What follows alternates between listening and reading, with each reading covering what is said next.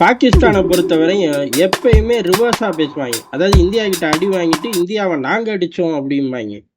India rocket விட்டுச்சு, இல்ல அணுகுண்டு வெடிச்சிச்சு அப்படின்னா அவனுங்களும் பதிலுக்கு நாங்களும் செஞ்சுட்டோம்பாங்க. இந்தியா கண்டுபிடிச்சு அணுகுண்டு வெடிச்சிச்சு, இவன் ஐரோப்பால இருந்து திருடிட்டு வந்து அணுகுண்டு வெடிச்சான்.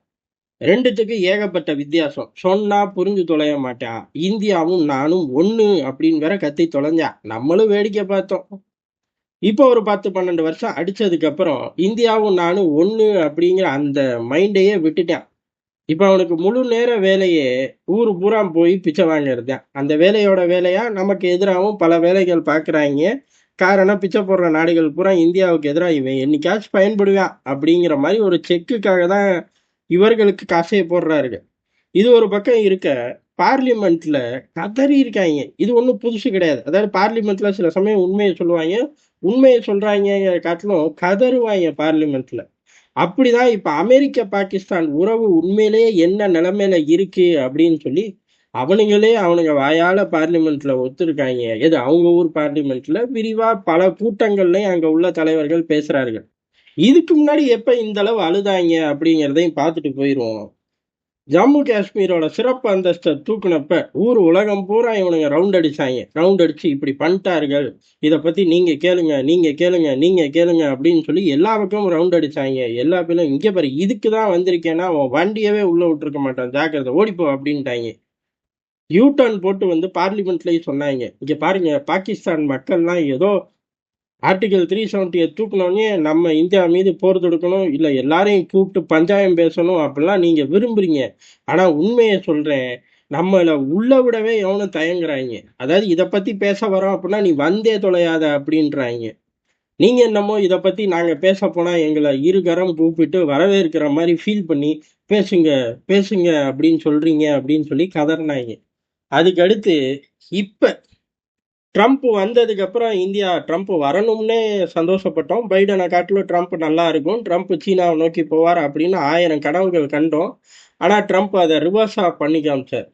என்னை நம்பி என் வீட்டுக்காரம்மாவே கனவு காணாது, நீங்க ஏன்டா கனவு காண்றீங்கிற மாதிரி அப்படியே மனுஷன் ரிவர்ஸா பண்ணார். இருந்தாலும் ரிவர்ஸ் பண்ணாலும் இந்தியா அதுல நிறைய விஷயங்களை மாத்தி விளையாண்டு ஓரளவு அவரை வழிக்கு கொண்டு வந்து வச்சிருக்கோம். மார்ச்ல கையெழுத்து போடுற வரை மனுஷன் கூட அக்கப்போருதான். கையெழுத்து போட்டதுக்கு அப்புறம் எல்லாம் முடிஞ்சிருமான்னு கேட்கக்கூடாது. திடீர்னு வந்து கேன்சல்ட்டாருன்னா வம்பா போயிடும். அவர் கூட குடும்பம் நடத்துறது அப்படிங்கிறது சிங்கம் புலியோட ஒரே குண்டுல இருந்துக்கிறியா அப்படின்னு கேட்குற மாதிரி தான். பொதுவாகவே நமக்கு பிடிக்குதோ பிடிக்கலையோ யதார்த்தமான உண்மை, ஒரு நாடு அமெரிக்கா கூட வரவு செலவுல இருக்குன்னா இதான் நிலைமை. எது இந்த சிங்கம் கூண்டு கதை தான். அப்படி இருக்கும்போது ட்ரம்ப் கொஞ்சம் சினம் கொண்ட சிங்கம், சில நேரத்துல பைத்தியக்கார சிங்கம், இப்படி எதையாச்சும் சொல்லிக்கிட்டே இருக்கலாம். அதனால அதை விட்டுருவோம்.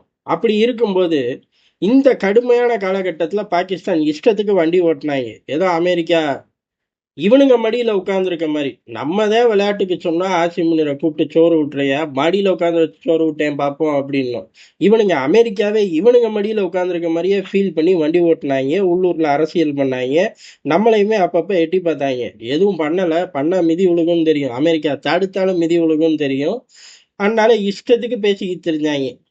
இப்ப அவர்கள் நாட்டு பார்லிமெண்ட்ல அமெரிக்கா நம்மளை ஏமாத்திருச்சு அப்படின்ட்டாங்க. அமெரிக்கா ஏமாத்திருச்சா? அவன் என்னைக்குடா ஏமாத்தாம இருந்தான்? உன்னைய மட்டும் ஏமாத்தாம இருக்கிறதுக்கு எப்படி அப்படின்னு சொல்லி நம்மளாம் பேசிக்கிட்டு இருந்தோம். இப்ப அவர்களும் சொல்றார்கள். சொல்லும் போது டாய்லெட் பேப்பர் மாதிரி நம்மளை கசக்கி வீசிட்டாங்க. உண்மை யதார்த்தமான உண்மை என்னன்னா அதை காட்டிலும் கேவலமா நம்மளை யூஸ் பண்ணி எரிஞ்சிட்டாங்க அப்படின்னு சொல்லி பெரிய அளவுல உளறி இருக்காங்க. அது மட்டும் கிடையாது, நம்ம ஆப்கானிஸ்தான்ல இவனுங்க பின்னாடி போயிருக்கவே கூடாது அப்படிங்கிறாங்க. உண்மையை பேசும்போதே அப்படியே திருட்டனா மாறிடுவேன். அமெரிக்கா யூஸ் பண்ணி வீசுறான் அப்படிங்கிறது ஊரறிஞ்ச உண்மை. இது உனக்கு தெரியாதடா அப்படிங்கிற மாதிரி தான் கேள்வி கேட்கணும். ஆனா உள்ளூர்ல மக்கள் கேட்க மாட்டேறாங்க. கேட்டா இவனுங்க திருந்தி இருப்பாங்க, இல்ல வேற ஆட்கள் வந்து அவர்கள் வாழ்க்கை உருப்பிருக்கும். இது ரெண்டுமே நடக்க போறது இல்லை பாகிஸ்தானை பொறுத்த வரையும். அதே சமயம் ஆப்கானிஸ்தான்ல இவனுங்க பின்னாடி போய் தான் நம்ம நாசமா போயிட்டோம் அப்படிங்கிறாங்க. ஆப்கானிஸ்தான்ல அமெரிக்காவுக்கு பின்னாடி போனனால பர்சனலாவே அந்த காலகட்டங்கள்ல இருந்த பாகிஸ்தான் ஆட்சியாளர்கள் அடைஞ்ச மைலேஜுக்கு அளவே இல்லை. டாலர்கள் பாகிஸ்தானுக்குள்ள பம்ப் ஆச்சு, அதை இராணுவமும் ஆட்சியாளர்களும் எடுத்துக்கிட்டார்கள் அப்படிங்கிறதா யதார்த்தமான உண்மை. ரூ. 1 2 கிடையாது. ஏறக்குறைய இது வெவ்வேறு காலகட்டங்கள்ல நடக்குது. இன்னைக்கு மதிப்போட கம்பேர் பண்ணக்கூடாது. அந்த வெவ்வேறு காலகட்டங்கள்லையும் எடுத்தா கூட 2,00,000 கோடிக்கு மேல அமெரிக்கா டாலர்கள பாகிஸ்தானுக்குள்ள பம்ப் பண்ணியிருக்கு. இத அப்படியே எடுத்துக்கிட்டு எது அடியாள் பார்த்த வேலைக்கு சம்பளம் மாரி அப்படியே பாகிஸ்தான் ராணுவமும் ஆட்சியாளர்களும் எடுத்துக்கிட்டாங்க. மக்களுக்கு குடுக்கவே இல்ல. இப்படி கொண்டு போய் உலகம் பூரா சொத்து வாங்கி வச்சுப்புட்டு போனனால தான் நம்ம இவ்வளோ சிரமப்படுறோம். நம்ம ஆப்கானிஸ்தானுக்குள்ள போனனால இன்னைக்கு ஆப்கானிஸ்தான் நம்மள அடிக்கிறான். ஆப்கானிஸ்தானையே ஃபோக்கஸ் பண்ணனால பொருளாதாரம் போச்சு. இல்லாட்டி மட்டும் கிழிச்சு மைக்ரோசாஃப்ட் மாரி 4 கம்பெனி, கூகுள் மாரி 6 கம்பெனிய தொறந்திருப்பா பாரு. என்ன இந்த அளவு நிலைமை மோசமாகல அப்படின்னா, டெஸ்லா இந்தியாக்குள்ள வந்தோடனே பாகிஸ்தானுக்குள்ளேயும் டெஸ்லா வரப்போகுது. எலான் மஸ்க் நம்ம வீட்டு வாசல்ல தான் நிக்கிறாருன்னு கதை விட்டுக்கிட்டு வந்திருப்பாங்க.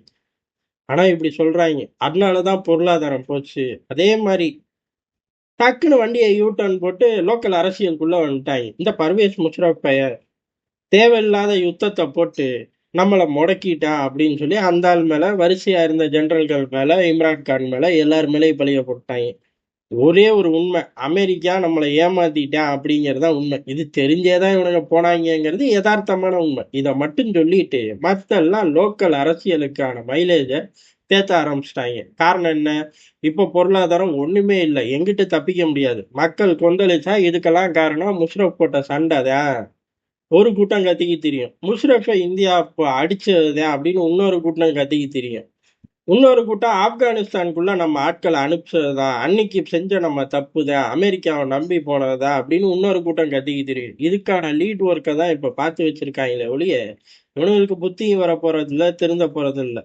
ஆனா அமெரிக்கால யாரா இருந்தாலும் சரி, ட்ரம்ப்பா இருந்தாலும் சரி, இல்ல அவருக்கு அடுத்த கட்ட இன்னும் விஷமத்தனமான ஆட்கள் வந்தாலும் சரி, இந்தியாவுக்கு எதிராக அந்த பழைய விளையாட்டை விளையாட முடியாதுங்கிறத இப்ப இந்தியா நிரூபிச்சு காட்டியிருக்கு. பாகிஸ்தான் விவகாரத்துல பாகிஸ்தானை கொஞ்சிட்டு உன்னைய வந்து பார்க்கவா, உன்னைய பார்த்து அவனை போய் கொஞ்சவா அப்படிங்கிற அந்த வில்லங்க பிடிச்ச விளையாட்டை ட்ரம்ப் கூட இப்ப விளையாண்டு பார்த்தாரு.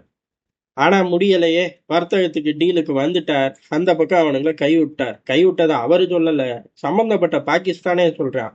இதுக்கெல்லாம் காரணம் இந்தியாவோட ராஜதந்திரம் தான். குறிப்பா இந்த விவகாரத்துல எந்த நாடா இருந்தாலும் சரி, எவ்வளவு பெரிய தலைவர்களா இருந்தாலும் சரி, இந்தியாவுக்கு எதிராக பாகிஸ்தானை நிலைநிறுத்தி நான் பஞ்சாயத்து பண்ணுவேன் அப்படின்னா வாய்ப்பே இல்லை, உள்ளதும் போயிரும் பாத்துக்க அப்படிங்கிறத இப்ப அமெரிக்கா, ட்ரம்ப் போன்ற கடுமையான ஆட்களுக்கே இந்தியா புரிய வச்சிருக்கு. அதனால இது இந்தியாவோட ராஜதந்திரத்துக்கு கிடைச்ச ஒரு மிகப்பெரிய வெற்றியா தான் பார்க்கப்படுது.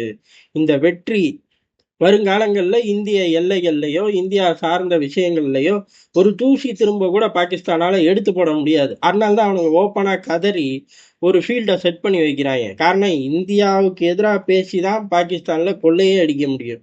அங்க வளர்ச்சிக்கான திட்டங்கள் ஒண்ணும் கிடையாது. இந்தியா பாரு இந்தியா பாருன்னு நமக்கு எதிராக அப்படியே ஒரு பகையை தூண்டி விட்டு அப்படியே உள்ளூர்ல அவனுங்க ஆட்டையை போட்டுக்கிட்டே திரியறது. இதுவும் ரொம்ப காலத்துக்கு நடக்க முடியாது. காரணம், இந்தியா உள்ளூர் பிரச்சனைகளை ட்ரிகர் பண்ண ஆரம்பிச்சிருச்சு. எல்லாம் சேர்ந்துதான் பாகிஸ்தான் இன்னைக்கு வெளிப்படையா கதறான்.